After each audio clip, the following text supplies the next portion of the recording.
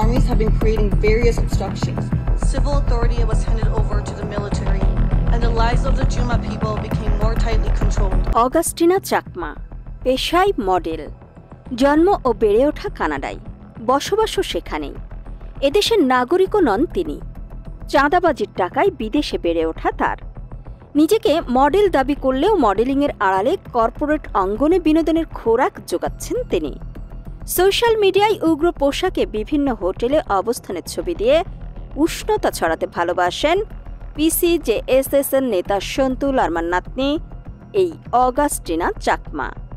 তার নানা দীর্ঘ ২৭ বছর বাংলাদেশ সরকারের প্রতিমন্ত্রীর পদমর্যাদা ও সুযোগ সুবিধা ভোগ করছেন, অথচ তারই পৃষ্ঠপোষকতায় বারবার আন্তর্জাতিক মহলে বাংলাদেশ বিরোধী অপপ্রচার চালাচ্ছেন। অগাস্টিনা চাকমা ১৫ জুলাই জাতিসংঘের expert mechanism on the rights of indigenous পিপলসের ১৮তম অধিবেশনে পিসিজেএসএস-এর প্রতিনিধি হয়ে বক্তব্য রাখেন। এই বক্তব্যে তিনি আপত্তিকরভাবে দেশের ও দেশের সেনাবাহিনীর বিরুদ্ধে কুৎসা রটনা করেছেন।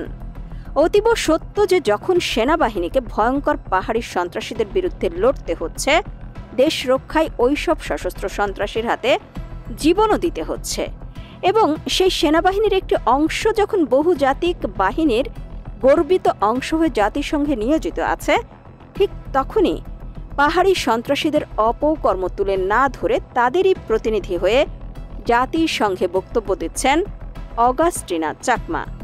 কাদের ইশারায় বারবার তিনি এমন বক্তব্য রাখছেন? এসব বক্তব্য কি দেশদ্রোহী অপরাধ নয়? কাল বিলম্ব না করে এই ভয়ঙ্কর চক্রের তৎপরতা রুখতে আইনি ব্যবস্থা নেওয়া দরকার। অচিরেই সন্তু লারমাকে তার নাতনির কর্মকাণ্ডের কারণে জিজ্ঞাসাবাদ করা দরকার। কেন তার নাতনি সেনাবাহিনীর বিরুদ্ধে দেশদ্রোহী বক্তব্য দিয়েছেন? সরকারি বা জেএসএস-এর চাঁদাবাজির টাকায় এই বাংলাদেশ বিরোধী অপপ্রচার করার ব্যাপারে তাকে জিজ্ঞাসাবাদ করা উচিত। এই প্রসঙ্গে মূল কথা তার মুখেই জাতি শুনতে চায়। Civil authority was handed over to the military, and the lives of the Juma people became more tightly controlled. Army checkpoints, about displacements, about violence that never made headlines. তার এই বক্তব্য শোনার পর স্বাভাবিকভাবেই প্রশ্ন ওঠে, একজন বিদেশি নাগরিক হয়ে তিনি কি করে বাংলাদেশের একটি সংগঠনের প্রতিনিধিত্ব করতে পারেন?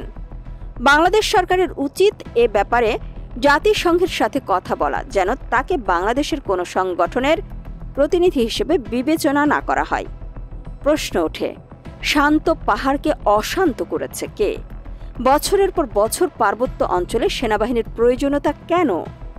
একটা দেশের সেনাবাহিনীকে কতটা প্রয়োজন হলে ওই দেশেরই একটি অংশ পাহারায় নিযুক্ত করতে হয়? একটি দেশের মধ্যে জাতিগত ভেদাভেদ তুলে নিজেরা গ্রুপে গ্রুপে ভাগাভাগি হয়ে নিজেরাই হানাহানি গোলাগুলি করে মারা যায় কেন? এসব প্রশ্নের একটি সহজ উত্তর, পাহাড়ি সন্ত্রাস, অস্ত্রবাজি, কোটি কোটি টাকার চাঁদাবাজি, অপহরণ করে চাঁদা দাবি, চাঁদা না পেলে হত্যা। এই সমীকরণের উত্তর একটাই, চাঁদাবাজির আড়ালে যাবতীয় অপরাধ। এই চাঁদাবাজির মাধ্যমে অর্থ উপার্জনের জিঘাংসায় পার্বত্য অঞ্চলে একটি দল জেএসএস থেকে ইউপিডিএফ গণতান্ত্রিক, ইউপিডিএফ সংস্কার, কেএনএফ, এভাবে একের পর এক অস্ত্রধারী আঞ্চলিক সন্ত্রাসী গ্রুপ সৃষ্টি হচ্ছে। সবারই লক্ষ্য অভিন্ন, পাহাড়ি অঞ্চলকে অশান্ত করে ব্যক্তি স্বার্থ হাসিল করা। অশান্ত পাহাড়কে আজ বিভীষিকাময় মৃত্যুপুরী বানিয়ে তারা দেশের সীমানা পেরিয়ে আন্তর্জাতিক অঙ্গনকে কলুষিত করছে। বারবার দেশের ও দেশপ্রেমিক সেনাবাহিনীর বহির্বিশ্বে গড়ে ওঠা ভাবমূর্তিকে বিনষ্ট করছে। প্রকৃত সত্যকে আড়ালে রাখতে নির্লজ্জ ব্যর্থ চেষ্টা অবিরাম চালিয়ে যাচ্ছে।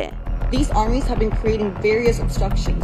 I want to draw your attention to the situation of the indigenous. ইতোপূর্বেও অগাস্টিনা জাতিসংঘে বারবার নৃগোষ্ঠীকে একটি বিতর্কিত আইডেন্টিফিকেশন দাবি করে পাহাড়ের প্রকৃত চিত্র আড়াল করে মিথ্যাচার করে চলেছেন। নিস্তব্ধ পাহাড়ে সন্ত্রাসীদের অস্ত্রের ঝনঝনানি, লাশের স্তূপ, অত্যাচারিত মানুষের গগন বিদারী চিৎকার, এসব তিনি তো একবারও উচ্চারণ করেননি। বিশ্বের একটি অতি উৎসাহী মহল ও তাদের পোষ্য কিছু স্বার্থান্বেষী এনজিওর গোপন তৎপরতায় তারা এসব বৈশ্বিক ফোরামে কথা বলার সুযোগ পাচ্ছে। তারই অংশ হিসেবে দেশ বিদেশে চালানো হচ্ছে আপত্তিকর প্রচারণা, যা রাষ্ট্রদ্রোহিতার শামিল। এই কদিন আগে এমনই মিথ্যাচারের জন্য ওই অগাস্টিনা চাকমার বক্তব্যের বিরুদ্ধে পার্বত্য অঞ্চলসহ সারা দেশ প্রতিবাদে ফেটে পড়েছিল।